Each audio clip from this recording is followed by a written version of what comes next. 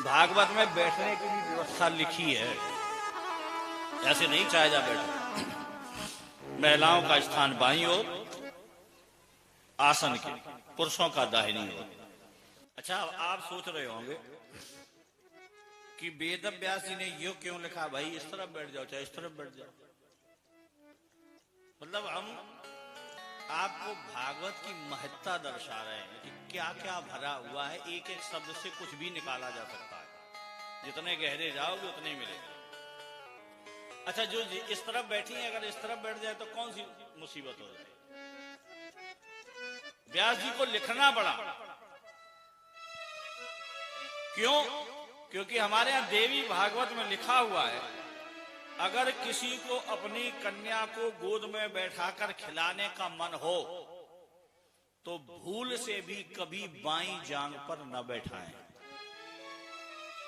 अपनी कन्या उसे दाहिनी जंघा पर ही, दाहिनी तरफ ही गोद में बैठाएं।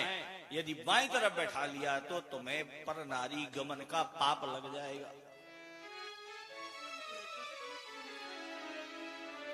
अब आप कल्पना करो। अच्छा, एक और चीज है, कुछ लोग कहते हैं पूजा में पत्नी दाहिने कर दी जाती, बड़े मुश्किल से। तो जब 200-250 आदमी ले गए, 2-4-5 लाख रुपए का जेवर ले गए, बैंड ले गए, बसें ले गए, गाड़ी ले, तो श्रीमती जी दाएं से बाएं भाई, और पंडित जी आए, आते ही आते बोले इधर बैठाओ।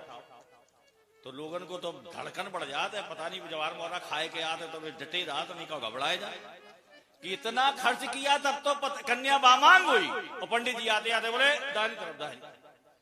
लेकिन तुम्हारे अंदर जो जिज्ञासा है वो मर गई, कभी जागती नहीं कि कभी किसी से पूछो कि ऐसा क्यों।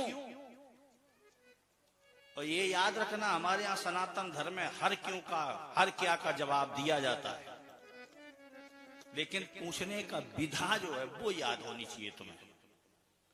ये अन्य धर्म थोड़ी है। कुछ धर्मों में तो अगर तुमने क्यों, कब, कैसे कहा तो बोले ये कौन है, काफिर। काफिर मतलब धर्मद्रोही, बोले गर्दन काट। लेकिन नहीं, यहाँ तो क्यों, कब, कैसे, इनका जवाब दिया जाता है। हमारे यहाँ 1-2 इंक्वायरी ऑफिस थोड़ी है, हजारों की संख्या में। हम नहीं बता पाएंगे, हमारा श्रेष्ठ बताएगा, ज्येष्ठ बताएगा। वो नहीं बता पाएगा, उसका गुरु बताएगा। वो नहीं बता पाएंगे, और कोई संत महंत बताएगा। बस विधा तुम्हारी सही हो पूछने की,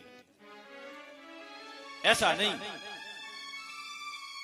तो यहां हमें जो लगा, हम ये नहीं कह रहे कि आप मान लो, हमें लगा कि क्यों बाईं तरफ बैठो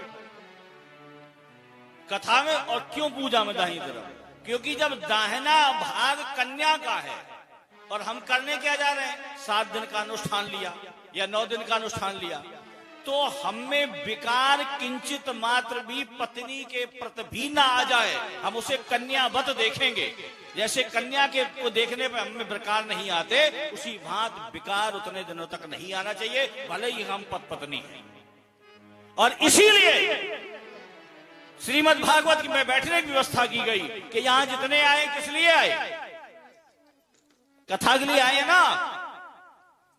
तो फिर उद्देश्य क्या होना चाहिए, आसन, भगवत दर्शन, भगवान के वाणी विग्रह स्वरूप पुराण का दर्शन। हमारी किंचित भी विकार दृष्टि ना हो, इधर उधर जाए। तो सब जब इधर बाएं बैठेंगी महिलाएं, तो अब आप लोग जब दाहिने बैठे हो आसन के आप दाएं, महिला मंडल बाएं। अब हर व्यक्ति के दाहिने महिला है कि नहीं, चाहे भले ही आपकी पत्नी यहां बैठी हो। अब आप तो समझिए पंडाल में बैठना कैसे है। और लोग कह रहे भागवत में कुछ है ही नहीं, शास्त्रों में कुछ है ही नहीं।